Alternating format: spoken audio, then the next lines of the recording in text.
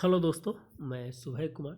दोस्तों 67 बीपीएससी और जो सीडीपीओ का मेंस दे रहे हैं वो है जो प्रीवियस जो वर्तमान में जो अभी यूपीएससी का जो मेंस का एग्ज़ाम चल रहा है उसका पेपर को एक बार ज़रूर देखें, उसको एनालिसिस एक बार ज़रूर करें, क्योंकि इसी क्वेश्चंस को उठाकर है जो दोस्तों आपको है जो मेंस में है जो पूछ देगा। तो इसी के लेकर कुछ ऐसे 4-5 क्वेश्चंस की हम चर्चा करेंगे दोस्तों, ज़्यादा नहीं, 2-3 क्वेश्चंस की चर्चा करेंगे, ज़्यादा क्वेश्चन की चर्चा हम नहीं करेंगे। और इस पे है जो क्या डायमेंशंस होना चाहिए, ये है जो बीपीएससी के जो एस्पेक्ट में क्या होना चाहिए उस पे है जो हम कुछ पॉइंट्स की चर्चा करेंगे। तो वीडियो अच्छा लगता है तो निश्चित रूप से है जो दोस्तों आप है जो लाइक एंड सब्सक्राइब जरूर करें। देखिए दोस्तों, इसका जो एक करंट अफेयर्स का जो क्वेश्चंस है, जो भारत प्रशांत महासागर क्षेत्र में चीन की महत्वाकांक्षी को मुकाबला करने के लिए नई जो ट्रायंगुलर जो साझेदारी जो बना है ऑकस का उद्देश्य क्या है, और क्या इस क्षेत्र में मौजूदा साझेदारी का स्थान लेने जा रहा है। वर्तमान परिदृश्य में ऑकस की शक्ति और प्रभाव की विवेचना कीजिए। दोस्तों इसका है जो विवेचना करना है as the present scenario and situations में। आप जानते हैं दोस्तों कि जो ऑकस जो है ये है जो अमेरिका का जो ये नया गठबंधन जो हुआ है, ये गठबंधन जो है ये है जो भू सामरिक महत्व और भू आर्थिक महत्व के लिए है जो बहुत ही महत्वपूर्ण है। हमें टू द पॉइंट बात करनी है दोस्तों, क्योंकि है जो यहाँ पर 250 शब्द में ही लिखना है, तो हमें ज़्यादा बात बनाने की है जो ज़रूरत नहीं है। अमेरिका है जो दोनों बोथ फ्रंट पर काम करना चाहता है इस क्षेत्र में दोस्तों। एक तो है कि क्वाड को लेकर जो हम काम कर रहा है, और क्वाड का वैकल्पिक रूप जो है ऑकस को बनाया है। अगर किसी भी समय अगर मान लीजिए कि क्वाड की स्थिति या क्वाड अगर फेलवर हो जाता है आगे, तो उसके लिए एक विकल्प अगर नहीं अगर रखेगा तो आने वाला समय में है जो निश्चित रूप से उसकी है जो भू सामरिक महत्व और आर्थिक महत्व पे है जो कहीं ना कहीं है जो उसकी दाग लग जाएगी, क्योंकि वो जो 24 ट्रिलियन की जो इकोनॉमी है और जो सुपर पावर की स्थिति को है जो खोना नहीं चाहता है। और चाइना ने अपने जिस रफ्तार से अपनी स्थिति को आगे बढ़ाया है, इससे बहुत जल्द ही है जो 2049 की जो उसकी नीति है, उस नीति में है जो सुपर पावर की होड़ में है जो बनने की स्थिति में है। तो इसे कोई दो मत नहीं है, इसलिए अमेरिका ने है जो काउंटर करने के लिए ये ऑकस को है जो इसका है जो गठन किया है। एक्चुअली ये अंजस जो ये ऑलरेडी पहले प्रयोग कर चुका है दोस्तों। हमें जो पहले जो प्रयोग जो किया था अंजस को, जो पहले 1970 के दशक में जो बनाया था, जिस समय है जो उसने है जो सफल प्रयोग किया था, उसी के 17वें वर्षगांठ पे माने 17 वर्षगांठ पे है जो ऑकस का है जो निर्माण है जो किया है। दूसरी बात है दोस्तों कि अमेरिका है जो एक विकल्प के रूप में और देख रहा है, क्योंकि जापान के पास मिलिट्री है जो पावर नहीं है, और भारत के पास मिलिट्री पावर है, लेकिन भारत है जो उतनी है जो मजबूती के साथ है जो चाइना के साथ काउंटर नहीं कर पाएगा। इसलिए है जो उन्होंने है जो ब्रिटेन और ऑस्ट्रेलिया को है जो एक नए शक्ति के रूप में माने एक शक्ति देने के रूप में, जैसे उसको है जो पनडुब्बी दे रहा है, ये दे रहा है, तो वहाँ पर है जो एक अपना है जो बार जोन बना रहा है, और बार जोन बनाने के बाद है जो वो है जो उसको मजबूत कर रहा है। दूसरी चीज़ है दोस्तों कि ये एक ऐसा क्षेत्र है 21वीं सदी का, ये ऐसा ट्रेड हॉट पॉइंट है दोस्तों कि अगर अगर इस चीज़ को कंट्रोल नहीं किया जाएगा तो निश्चित रूप से है जो यहाँ पर है जो समस्या उत्पन्न हो सकती है। इसलिए दोस्तों आप जानते हैं कि स्पेशल जो साउथ चाइना सी के एशिया जार कहे जाने वाले जॉन सुलिवन, उनका नाम है दोस्तों कैट कैम्बल और जॉन सुलिवन, ये दोनों को है जो स्पेशल यहाँ पर है जो अपॉइंट किया गया है इस पूरी गतिविधियों के देखने के लिए। और अपना पूरा है जो क्षमता है जो अमेरिका है जो यहाँ पर है जो पूरा है जो लगा दिया है। तो दूसरी चीज़ है कि इसके कुछ ऐसे पॉइंट्स है कि साउथ चाइना सी जो है उस पे है जो कंट्रोल करना है। जो एशिया पावर इंडेक्स की आप बात करें, एशिया पावर इंडेक्स में जिस प्रकार से है जो चाइना की स्थिति है जो सुधरी है, और वहीं पर है जो अमेरिका की स्थिति है जो बैक हुई है, तो यहाँ पर भी एक चिंताजनक बात है। तो इस चीज़ को लेकर वो अपने शक्ति और प्रभाव को बढ़ाना चाहते हैं। इसी के टर्म में कुछ टेक्निकल वर्ड का है जो यूज करना है आपको। मल्टी डायमेंशनल्स, मल्टी डायमेंशनल्स है जो जोन, यूनिपोलर्स जोन, ये हम बात करेंगे। फिर है जो जो साउथ चाइना सी, मल्टीपोलर साउथ चाइना सी की है जो बात करेंगे, यूनिपोलर साउथ चाइना सी की बात करेंगे। उसको कंटेस्ट में है जो हम अगर लिख देते हैं तो निश्चित रूप से है जो आपका ये आंसर है जो यहाँ पर हो जाएगा। ये है जो यूपीएससी के आधार से है जो आप यहाँ पर है जो इस तरह से लिख सकते हैं। और थोड़ा सा है जो इसमें जो कंटेंट्स है, जो इंडिया के कंटेंट्स में है, जो इसको डालकर और है जो इस पूरे आंसर को आप पूरा कर सकते हैं। तो ये छोटी सी है ऐसी मेरी ब्रीफिंग थी, जिस पे है जो आप है जो इसके इर्द गिर्द है जो घूम सकते हैं। तो यहाँ पर है जो दोस्तों है जो इस क्वेश्चंस का आंसर है जो ख़त्म होता है, क्योंकि इतना से ज़्यादा आप यूपीएससी में नहीं लिख सकते हैं। बीपीएससी के लिए थोड़ा और बढ़ना है तो और बहुत सारे उसका है, उसको है तो विशेष चर्चा है जो उस पर हम करेंगे।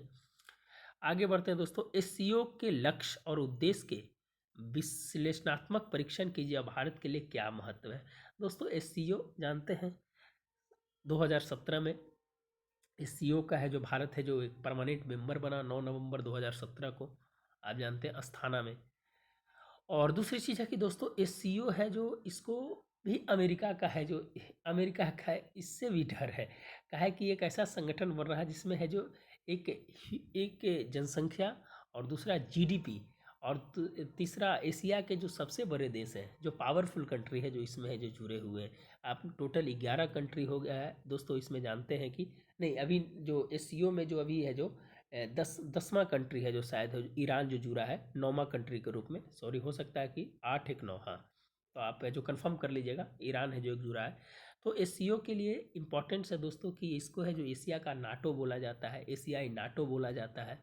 तो ये एक ऐसा मंच है दोस्तों कि जिस पे है जो एक तो जो द्विपक्षीय संबंध को है जो इसमें सुधारने का कहीं ना कहीं मौका मिल सकता है। अगर किसी के साथ विवाद हो जाए तो उसको है जो निश्चित रूप से है जो इसमें है जो आप है जो मध्यस्थता के रूप में है जो काम कर सकते हैं। जैसे है जो रसिया ने अभी भारत और चीन को लेकर है जो बोला कि हम इसकी मध्यस्थता है जो कर सकते हैं। दूसरी चीज़ है कि दोस्तों ये एक ऐसा खुला मंच है जिस पे है जो एशिया को कंट्रोल करने के लिए एक बहुत बड़ी है जो यहाँ पर एक क्षमता है। इसमें है जो बहुत सारे जो 2017 में प्रधानमंत्री जी के द्वारा जो हेल्थ वर्ड का जो यूज किया गया था विभिन्न क्षेत्रों में, उसको है जो आप यहाँ पर हेल्थ को अगर लिख देते हैं तो यूपीएससी में बहुत अच्छा नंबर मिलेगा।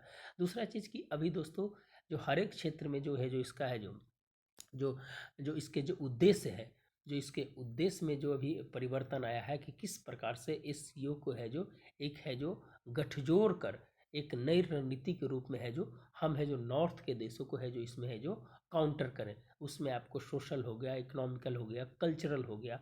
तो इस प्रकार से है जो आप है जो इसको है जो लिख सकते हैं। तो अब डायमेंशंस तो बहुत है, डायमेंशंस तो आप लिखने के लिए है कि छोटा छोटा जो कोविड के समय में है उसको ऐड कर दीजिए आप कि कोविड में एससीओ की क्या भूमिका रही। फिर है जो विवाद जो हुआ उसमें क्या भूमिका रही। फिर है जो अभ्यास जो होते हैं, जो कल्चरल जो इसके जो सैन्य अभ्यास होते हैं उसमें है जो क्या हुआ। फिर है जो नया रिसर्च के लिए जो उस पर है जो काम किया गया है उस पर है जो क्या भूमिका रही। तो ये सब चीज़ है जो आप है जो उद्देश्य और जो इसका विश्लेषण है कर सकते हैं। और वर्तमान इसका महत्व है जो एक प्रासंगिक है। अगर इसे द्विपक्षीय अगर इसके सामरिक रूप से अगर अंत विभेद नहीं रखा जाए तो ये है जो बहुत ही अच्छा है जो ये संगठन है जो आगे आगे बढ़ सकता है, प्रफुल्लित हो सकता है। तो इसके कंसेप्ट में है जो आप है जो एससीओ के बारे में है जो लिख सकते हैं दोस्तों। फिर आगे अगर हम बात करें दोस्तों जो रिलेटेड क्वेश्चंस है जो आपको बीपीएससी से पूछा जा सकता है उसी क्वेश्चन पे हम जो चर्चा करेंगे दोस्तों। डिजिटल ग्रामीण क्षेत्रों में विशेष रूप से डिजिटल निरक्षरता ने सूचना एवं संचार प्रौद्योगिकी की अल्प उपलब्धता के साथ सामाजिक आर्थिक विकास में बाधा उत्पन्न किया। औचित्य सहित परीक्षण कीजिए। डिजिटल लिटरेसी की बात किया जा रहा है तो इस पे हमने बहुत बड़ा वीडियो बनाया है, आप उसको देख सकते हैं दोस्तों कि कैसे है जो हमारी जो अभी तक है जो हमने डिजिटली रूप से है जो अभी तक है जो साक्षर नहीं हुआ। कोरोना में आपने देख लिया बहुत, आप असर रिपोर्ट्स को देख लीजिए, आप एनसीईआरटी का जो रिपोर्ट आया उसको देख लीजिए, फिर यूनिसेफ का जो रिपोर्ट आया उसको देख लीजिए। फिर है जो शिक्षा बच्चों को लेकर जो है डिजिटली निरक्षर अगर नहीं है तो निश्चित रूप से है जो उसका प्रभाव हो जो आगे आने वाला समय पड़ेगा। क्या है क्योंकि भारत की जनांकी लाभांश जो जितना तेज़ी से अभी वर्तमान में है, अगर उसको हम डिजिटल रूप से साक्षर नहीं करेंगे तो हमारे लिए लाइबिलिटी हो जाएगा। और लाइबिलिटी होगा तो उसको अर्थव्यवस्था पे बहुत प्रभाव पड़ेगा। तो निश्चित रूप से हमें जिस संक्रमण काल से अभी गुजर रहे हैं तो उस संक्रमण काल में हमें है जो कौशल विकास के ऊपर है जो ज़रूर ध्यान देना है। और कौशल के साथ डिजिटल विकास पे है जो हमें ध्यान देना है। इसलिए निश्चित रूप से है जो भारत सरकार ने है जो सभी 6.5 लाख जो गांव है उसमें है जो आपका इंटरनेट सुविधा है जो प्रदान करने की बात बोली है, कॉमन सिविल सेंटर है जो खोलने की बात की है। कहा है कि सेल्फ स्किल होना ज़रूरी है। जब तक आप ग्रामीण क्षेत्र में अगर आप है जो विकास नहीं कर पाइएगा, तो आप है जो जब तक वहाँ डिजिटल साक्षरता नहीं ले पाइएगा, तो निश्चित रूप से आपकी है जो फेलुअर होगी। वर्तमान समय में 21वीं सदी में जो इंटरनेट का युग है, इंटरनेट क्रांति का युग है, तो निश्चित रूप से कहा जा सकता है कि इसके लिए है जो डिजिटल साक्षरता मिशन जो हो गया, इसमें कहा गया कि प्रत्येक परिवार से कम है जो एक व्यक्ति को है जो साक्षर होना जरूरी है। अगर वो व्यक्ति साक्षर होगा तो उसकी जो फिल्ट्रेशन थ्योरी है उसके आधार से है जो नीचे जाकर है जो लोगों को है जो उसमें उससे है जो उसकी शिक्षा जो प्राप्त हो सकती है। तो एक साइकिल के रूप में है जो है यहाँ पर है जो 5E के कंसेप्ट के आधार पे है जो उस पे है जो काम कर सकते हैं हम लोग। तो और इसमें सामाजिक आर्थिक विकास में अगर हम उसको नहीं करेंगे तो ये बाधा उत्पन्न होगा। तो सोशल इकोनॉमी को हमें सही करने के लिए है जो डिजिटल साक्षरता लाना होगा। आज जितने भी डीबीटी ट्रांसफ़र हो रहा है, एक किसान है, आप एग्जांपल दे सकते हैं, किसान अगर नहीं जानता है अगर इस प्रकार की बात है तो ये है जो अपनी है जो जो अधिकार है उस अधिकार को प्राप्त नहीं कर पाएगा। कोई किसान को ज़रूरी नहीं कि वो है जो अनलिटरेट हो, पढ़ा लिखा किसान के बारे में बात हम बोल रहे हैं। तो इस सब क्वेश्चंस को दोस्तों आप इस तरह से है जो लिख सकते हैं। विधान परिषद स्थापित कैसे की जाती है, इस क्वेश्चंस को आप तो कर सकते हैं दोस्तों। ये आसान क्वेश्चन है, कैसे है जो स्थापित की जाती है। तो कुछ इसी तरह से क्वेश्चंस हैं दोस्तों जो आपको बीपीएससी में ये क्वेश्चंस देखने को मिल सकते हैं। संयुक्त राज्य अमेरिका चीन के रूप में स्थित खतरे माना, तो ये सब क्वेश्चन आप कर सकते हैं दोस्तों। लैंगिक असमानता, गरीबी, कुपोषण, जो इस क्वेश्चन है, स्वयं सेल्फ हेल्प ग्रुप, अच्छा क्वेश्चन है। आप है जो ज़रूर है जो इस क्वेश्चन को लिखने का प्रयास कीजिए, और जो और मौका मिलेगा तो हम निश्चित रूप से इस क्वेश्चंस का आंसर भी है जो 10-10 पॉइंट बनाकर है जो हम देने का जो प्रयास करेंगे। तो ठीक है दोस्तों, धन्यवाद। वीडियो अच्छा लगता है तो निश्चित रूप से लाइक सब्सक्राइब जरूर करें।